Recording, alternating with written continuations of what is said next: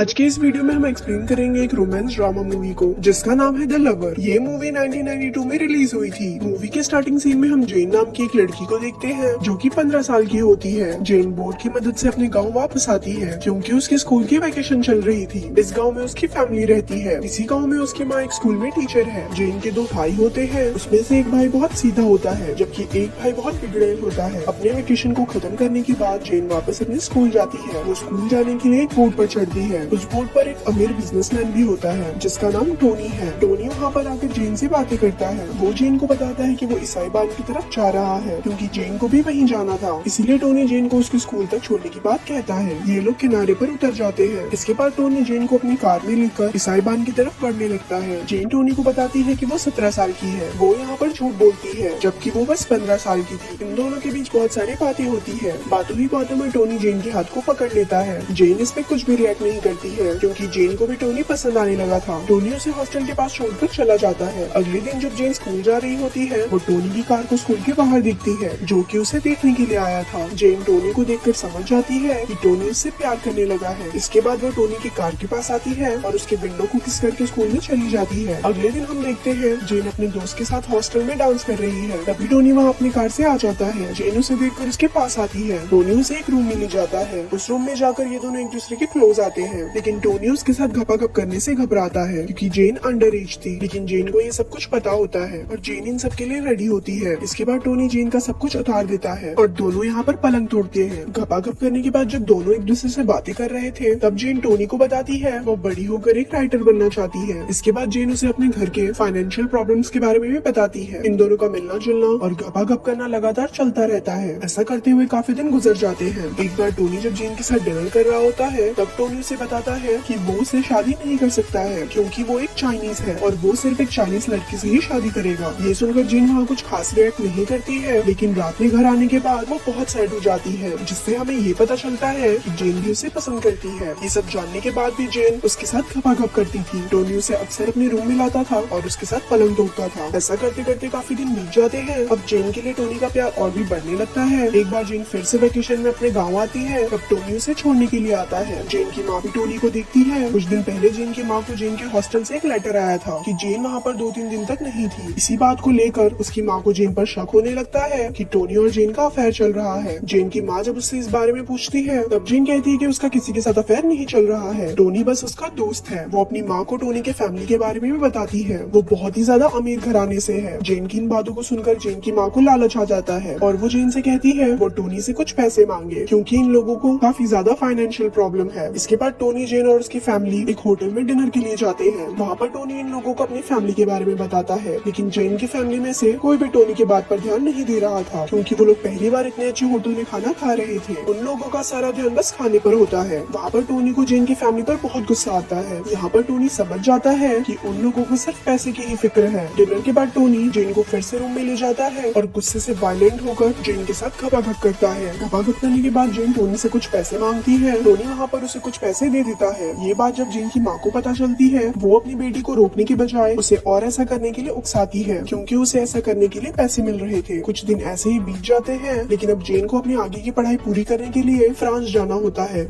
वो टोनी को इसके बारे में बताती है। टोनी ये बात जानकर अपनी माँ की रिंग उसे गिफ्ट करता है। इस सीन को देखकर हमें ऐसा लगता है जैसे अब टोनी जेन से प्यार करने लगा है। इसके बाद टोनी अपने फादर के पास जाता है और वहाँ जाकर वो जेन के बारे में बताता है। वो कहता है वो उससे शादी करना चाहता है लेकिन उसके फादर इस शादी के लिए इनकार कर देते हैं क्योंकि जेन चाइनीज नहीं थी। टोनी इसके बारे में जेन को बताता है। टोनी यहाँ पर कहता है कि अगर वो लोग भागी शादी करेंगे तो जायदाद में से उसे कोई भी हिस्सा नहीं मिलेगा। ये सुनकर जेन उससे कहती है वो उससे प्यार नहीं करती है। यहाँ पे दोनों एक दूसरे के साथ ऐसे रिएक्ट करते हैं जैसे कोई भी किसी को प्यार नहीं करता है लेकिन रियलिटी ये होती है कि दोनों एक दूसरे से बहुत ज्यादा प्यार करते हैं। इसके बाद जेन घर आती है। उसकी माँ उसके हाथों में एक रिंग देखती है जो कि टोनी ने उसे दिया है। उस रिंग को वो अपने पास रख लेती है। जेन का भाई जब उस रिंग को देखता है वो उससे पूछता है क्या तुम टोनी के साथ पलंग तोड़ी हो। यहाँ पे इन लोगों की लड़ाई होने लगती है। कुछ दिन बाद टोनी की एक दूसरी लड़की से शादी होने वाली होती है। जेन भी टोनी को दूर से देख रही होती है। इसके बाद वो अपने घर आती है और अपने फैमिली के साथ फ्रांस जाने के लिए तैयार हो जाती है। इसके बाद वो टोनी से मिलने के लिए उस रूम में भी जाती है जहाँ ये दोनों अक्सर मिला करते थे। जेन वहाँ पर उसका वेट करती है लेकिन टोनी वहाँ नहीं आता है। इसके बाद जेन वापस चली जाती है। जेन आज ही फ्रांस जाने वाली होती है। वो जाने के लिए शिप पर चढ़ती है। वो बोट के ऊपर से टोनी की कार को देखती है। उस कार को देखने के बाद वो समझ जाती है कि टोनी यहीं पर है। शिप वहाँ से आगे बढ़ने लगती है। उस रात जीन टोनी को याद करके बहुत रोती है। इसके बाद हमें मूवी में काफी सालों बाद का वक्त दिखाया जाता है, जहाँ हम देखते हैं जीन एक राइटर बन चुकी है। इसके बाद जीन को टोनी की तरफ से एक लेटर मिलती है, जिसमें टोनी ने उसके बारे में लिखा था कि वो सिर्फ और सिर्फ उसी से प्यार करता है और वो हमेशा बस उसी से प्यार करेगा। और यहीं पर ये मूवी खत्म हो जाती है। ऐसे ही और स्टोरी सुनने के लिए हमारे पेज को लाइक करें। धन्यवाद।